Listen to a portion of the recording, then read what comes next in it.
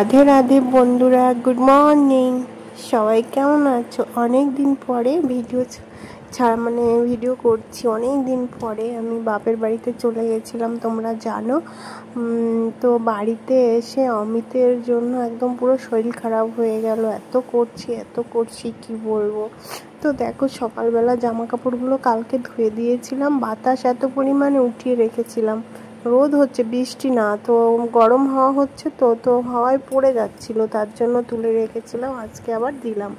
তো আর এদিকে একজনা কটা ভেন্ডি দিয়ে গেছিলো, সেগুলোকে গুছিয়ে ধুয়ে রাখলাম, কারণ ভেন্ডি ধুয়ে না রাখলে না শুকিয়ে যায়, আর কারেন্ট থাকে না যে ফ্রিজে রাখবো। আর এই দেখো, কটা পেয়ারা দিয়ে গেছিলো একজনা, কটা আম দিয়ে গেছিলো একজনা। আর এখানটা নোংরা হয়ে রয়েছে, দেখেছো কতটা? বাড়িতে এসে না সব কাজ করতে করতে পুরো নাজেহাল হয়ে যাচ্ছি, মানে কি বলবো। আর যেহেতু একা ছিল, গরমের সিজনও কোনো কাজই তো করতে পারে না, শুধু রান্না করেছে, তাও সেই রাত 10টার সময় কটা রান্না করেছে, আর সারাদিন রান্না করেনি। চিড়ে মুড়ি খেয়ে, আম খেয়ে, এই খেয়ে মানে থেকেছে।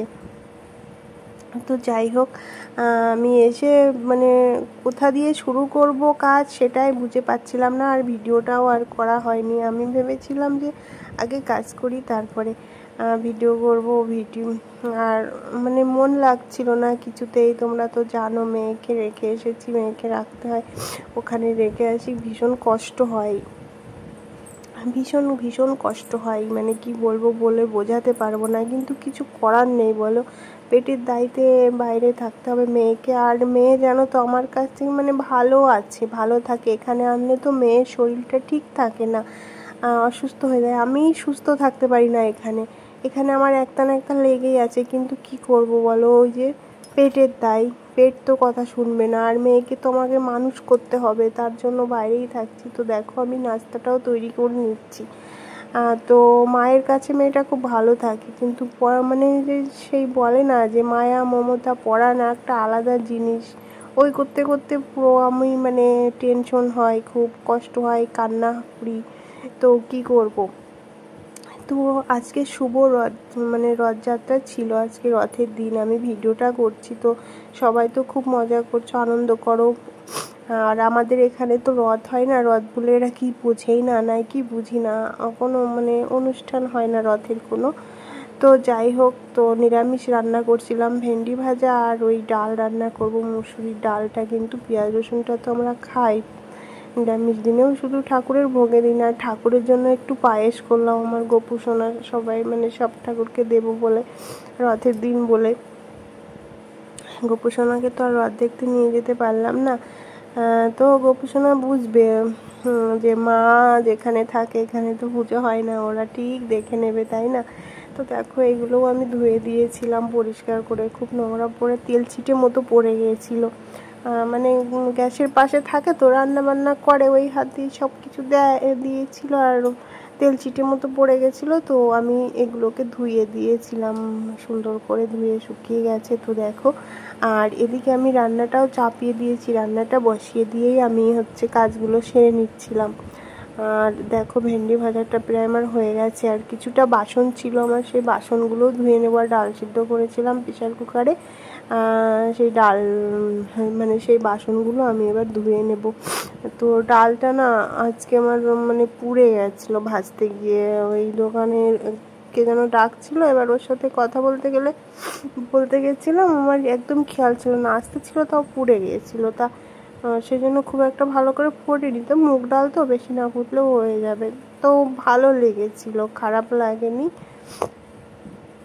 ভালো লেগেছিল। তো দেখো, আমি এগুলোকে ভালো করে ধুয়ে নিচ্ছি। আর কি বলবো, তোমাদেরকে বলতে লজ্জাও করে, লাইটের এতটা প্রবলেম। তোমরা আগে পরে তো ভিডিও দেখেছো, শুধু এই লাইট নিয়ে গরমের সময় মানে শুধু বলেই যেতাম। লাইট জানো তো বরাবর রাত্রিবেলা 2-1 ঘন্টা দেয়, আর দিনের বেলা সারাদিনের মধ্যে দেয় না।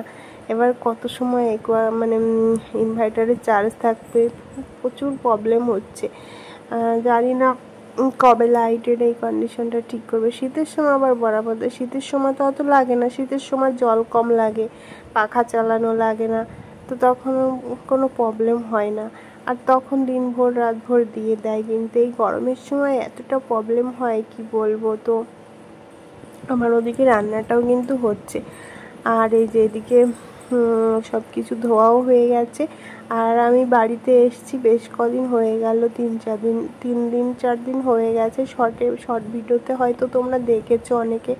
এসে আমি কোনো ব্লগ করিনি, আমি কাজ করছিলাম প্রচুর। আর শরীরটাও আমার খারাপ ছিল, মেয়ের জন্য খেতে খেতে খুব কষ্ট হয়েছিল। তো দেখো আমি সব কিছু ধুয়ে নিয়ে আবার গুছিয়ে রাখছি। তারপরে আমি চলে যাব ঘরটা মুছতে, জানো তো। আর এই দেখো এগুলো তো আমার জল ঝরে গেছে, তাই জন্য আমি ওইগুলোকে শুকিয়ে মানে একটা পাত্রে রেখে দিচ্ছি, সাজিতি করে গুছিয়ে রেখে দিলাম। আর লবণটা বাইরে ওই সানসেটের পরে ধুয়ে দিলাম। আর আমি সানসেটটা আগে থেকে মুছেছিলাম, তোমাদের সাথে সেটা শেয়ার করা হয়নি, তোমরা দেখলে বুঝতে পারবে। তো দেখো আমি তো ওখানে মানে শুয়ে শুয়ে মোবাইল টিপি করছিল, আর আমি হচ্ছে ঘরটা মুছছিলাম। তো ঘর মুছতে মুছতে কী যেন বলছিল, আমার সাথে উত্তর দিচ্ছিলাম। তারপরে স্নান করে চলে এসেছিলাম গোপু সোনাকে ভোগ দিতে। আজকে আমার গোপু সোনা পায়েস খাবে, জানো তো। তো দেখো তোমরা হয়তো অনেকে ভাববে যে বাঁ হাত দিয়ে স্নান করাচ্ছে, না গো, এটা আমার ডান হাত, কিন্তু কি বলো তো ওই ক্যামেরাতে উল্টো হয়ে গেছে, ঠিক আছে। তো দেখো বাবা ভোলেনাথকেও হয়ে গেছে, গোপু সোনাকেও হয়ে গেছে স্নান করানো। এবার ওদেরকে ভোগ নিবেদনের পালা, ভোগ নিবেদন করলে হয়ে যায়। আমার একটু ঠান্ডা ঠান্ডা লেগেছে, নাকের ভিতরে নাকটা ফুলেছে, কারণ আমার অ্যালার্জি আছে, তো তার জন্য একটু ঠান্ডা জল মুখে নিয়েছিলাম বরফ, তার জন্য এমনটা হয়েছে। কি করব বলো। তো আর আমি একটা জিনিস, চুল ছোট করে ফেলেছি, তোমরা অনেকে দেখতে পেয়েছো। প্রচুর গরম, তো কি করব, তো স্নান করে চুলটা খুলেইছিলাম। আর ওই দেখো ঠাকুরকে, আর এখানে না কোনো লাইট নেই, তো এই মন্দিরের মানে ঠাকুর ঘরের ভিতরে, সেই জন্য একটু অন্ধকার অন্ধকার পড়ছে। আর গপুকে মানে প্রসাদ দিচ্ছিলাম, গপু বেশ হাসাহাসি করছিল, তাই। তো দেখো ফাইনালি দেওয়া হয়ে গেছে। আর এবার আমাদের খাবার পালা, তো চলো আমরা খেয়ে নিই। তো রান্না হয়েছে, এটা তো পায়েস রান্না হয়েছে, আর পায়েসটা নাকি খুব ভালো হয়েছিল। আর ডাল রান্না হয়েছে, এই দেখো মুগ ডালটা, বললাম না ডালটা পুড়ে গেছিলো। আর ভেন্ডি ভাজা, লেবু কেটে রেখেছি, আর এই লায়ের ঘন্টটা না ছিল। তো দেখো আমি বললাম না যে বাড়ি এসে অমিতের সাথে করতে করতে এই অবস্থা, কাজ করতে করতে আমার এই অবস্থা হয়ে গেছে।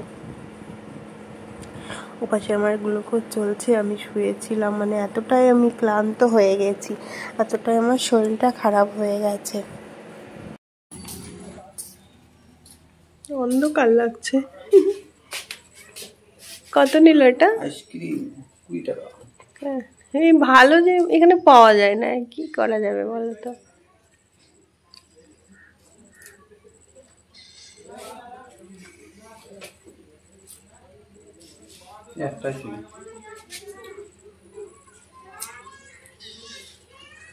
ভালো মোটামুটি সাথে এই মানে এই সময়টা শেয়ার না করলে না। তো দেখো বাইরেটা 6টা বাজে, তো খাখা রোদ ছিল। আর দেখো কত সুন্দর লাগছে, মানে আকাশটা একদম পরিষ্কার, আকাশে কোনো মেঘ নেই, ভীষণ ভালো লাগছে। আমার তো খুব ভালো লেগেছে, তোমাদের কেমন লেগেছে জানিও। আর এই দেখো আমি জল ভরতে চলে আসলাম একদম বিকালবেলায়, মানে রাত হয়ে গেছিলো, তখন বাজে 8টা, তখন আমি জল ভরতে এসেছিলাম। লাইটটা একবার আসছে আর একবার যাচ্ছে, কি করব বলো, কিছু করার নেই। আমাদের হাতে থাকলে তো ঠিক করতাম, বলো, আমাদের হাতে তো কিছু নেই, কিন্তু বিলটা তো ঠিকঠাক করে ব্যাস নিয়ে নেয়। তো যাই হোক, অনেক বোতল জোগাড় হয়ে রয়েছে, আমি সব কটা বোতলে ভরা হয়নি, কিন্তু মানে পুরো ট্যাপটা খালি করে ফেলেছিলাম আর কি, অনেকগুলো বোতল ভরে রেখেছিলাম, এটাই আমার কাছে অনেক, আবার জানি না কখন ভরবো। তো চলো, আচ্ছা এখন বাজে হলো 10:30, কটা ভিডিও করছিলাম, প্রচণ্ড গরম, ঘেমে পুরো এই ব্লাউজ টেপে পুরো ঘেমে জল হয়ে গেছে। তো এখন যাবো ভাত খাবো, রাতের খাবারটাই ছিল, শুধু কটা ভাত করেছি। আর বাবা কারেন্ট এসছে, সৌভাগ্য আমাদের। এই যে ডাল আছে, ভেন্ডি ভাজাটা যা আছে, এই হচ্ছে রাতের মেনু। তো আজকের মতো ভিডিওটা রাখছি। সবাই ভালো থেকো, সুস্থ থেকো। আমার যদি নতুন ভিডিওর সাথে দেখা হবে, তত সময় তোমরা খুব ভালো থেকো। টাটা।